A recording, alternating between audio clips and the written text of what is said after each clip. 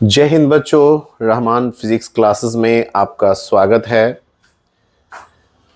चलिए आज के इस वीडियो में हम लोग एक नए टॉपिक के साथ आए हैं। क्लास 12th का ये एक बहुत ही इम्पॉर्टेंट टॉपिक है, रेडियो एक्टिविटी चैप्टर से रिलेटेड, जिसको हम लोग डिस्प्लेसमेंट लॉ कहते हैं। अब देखिए ये डिस्प्लेसमेंट लॉ क्या है। तो पिछले वीडियो में हमने अल्फा बीटा और गामा रे के बारे में पढ़ा था, उसके प्रॉपर्टीज के बारे में पढ़ा था, different properties of alpha beta and gamma rays. आज के इस वीडियो में हम लोग देखने वाले हैं कि अगर किसी रेडियो एक्टिव एलिमेंट से, रेडियो सक्रिय पदार्थ से हम अगर अल्फा बीटा और गामा रे का अगर उत्सर्जन हो जाता है तो आखिर उससे क्या फर्क पड़ता है, उस एटम पे, उस एलिमेंट के परमाणु पर, उस तत्व के परमाणु पर, एटम पर क्या इफेक्ट पड़ता है। क्या उसका मास नंबर चेंज हो जाता है, एटॉमिक नंबर चेंज हो जाता है, उसी चीज के बारे में हम लोग इस वीडियो में बात करने वाले हैं। ठीक है, तो देखिए यहां पे रेडियो एक्टिविटी का ये एक चैप्टर है, रेडियो एक्टिविटी, जो क्लास 12th में आपको फिजिक्स में पढ़ना है, मॉडर्न फिजिक्स में। और ये टॉपिक है हमारा विस्थापन नियम यानी डिस्प्लेसमेंट लॉ।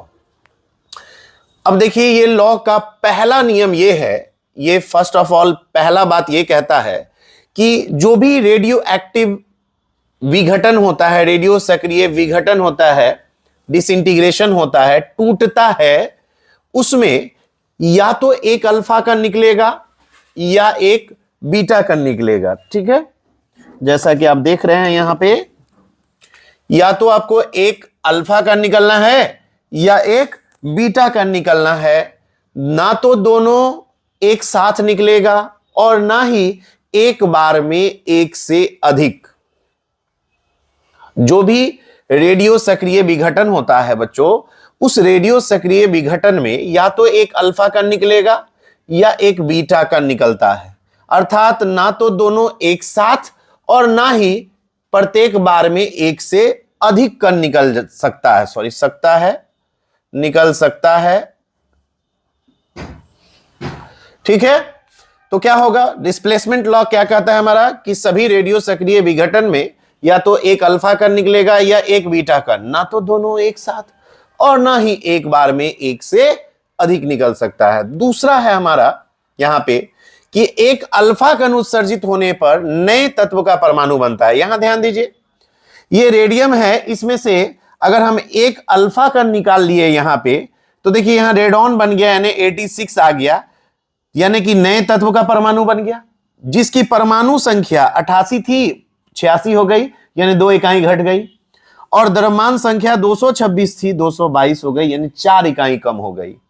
तो ध्यान दीजिए यहां पे एक अल्फा कण के उत्सर्जित होने पर नए तत्व का परमाणु बनता है, जिसकी परमाणु संख्या यानी Z एवं द्रव्यमान संख्या यानी A मूल परमाणु की तुलना में क्रमशः 2 इकाई एवं 4 इकाई कम होती है, कम हो जाएगी। यहां जैसा कि एग्जांपल में आप देख रहे हैं, एक अल्फा कण मैंने यहां से निकाला है, तो रेडियम से देखिए रेडॉन बन गया 86 और 222 आ गया।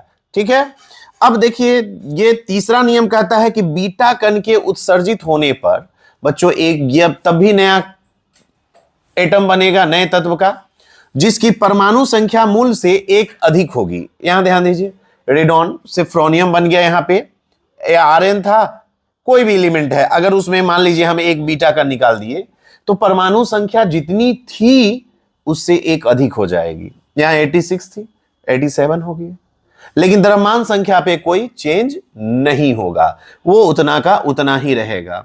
फिर देखिए अगर हम इसमें से एक और निकाल लिए बीटा कण, फिर 87 से कितना हो गया, 88, यानी फिर हमको इसी का समस्थानिक मिल गया। देखिए समस्थानिक इसलिए कहे क्योंकि परमाणु संख्या तो सेम है लेकिन द्रव्यमान संख्या अलग अलग। ठीक है, यहां है 226, यहां है 222। तो ध्यान ये देना है, पहला बात यह है कि कोई भी रेडियो एक्टिव विघटन होगा उसमें आपको अल्फा बीटा साथ में भी नहीं निकल सकता है और ना ही एक बार में एक से ज्यादा कण निकल सकता है। ठीक है, दूसरी बात यह है कि एक अल्फा कण के उत्सर्जित होने से नए तत्व का परमाणु बनता है, जिसकी परमाणु संख्या मूल परमाणु से 2 इकाई कम हो जाएगी और द्रव्यमान संख्या मूल परमाणु से 4 इकाई कम हो जाएगी। ठीक है, उसके बाद बीटा कण के उत्सर्जित होने पर भी नए तत्व का परमाणु बनता है, जिसकी परमाणु संख्या मूल परमाणु से 1 इकाई बढ़ जाएगी, लेकिन द्रव्यमान संख्या अपरिवर्तित रहता है।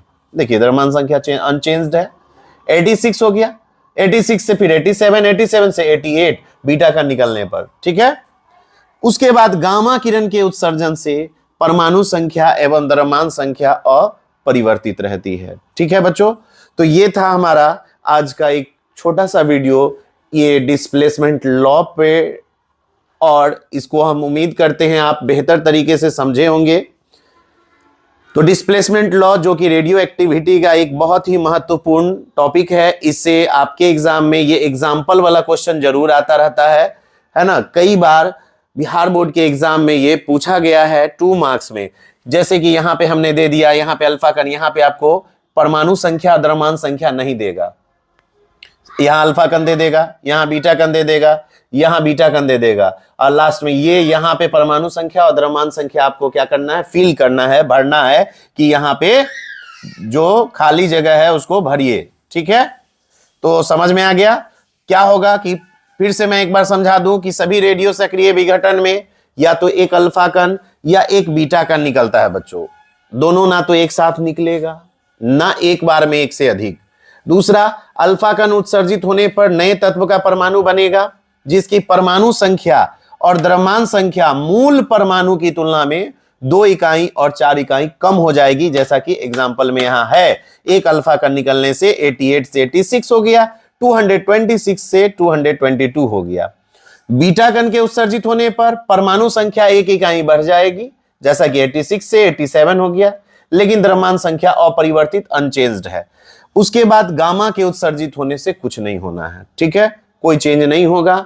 ओके, तो चलिए आज के वीडियो में हम लोग इस छोटे से टॉपिक को लेके चले हैं। नेक्स्ट वीडियो में हम लोग न्यूक्लियर रिएक्टर का संरचना देखेंगे, उसकी तस्वीर देखेंगे कि न्यूक्लियर रिएक्टर होता कैसा है ना, और उसमें क्या क्या लगे होते हैं, उसके बारे में हम लोग पढ़ेंगे अगले वीडियो में।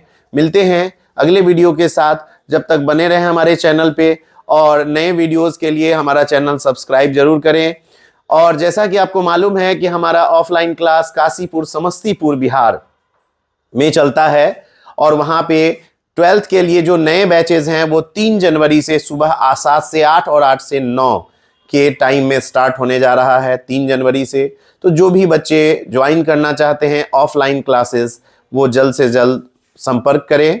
और ऑफर है अभी 3 जनवरी को आप अगर एडमिशन कराते हैं तो वहाँ पे फी में कुछ कंसेशन आपको मिलेगा। ठीक है, तो चलिए मिलते हैं अगले वीडियो में। तब तक के लिए जय हिंद बच्चों, देखते रहिए N Rahman physics classes. Okay, धन्यवाद।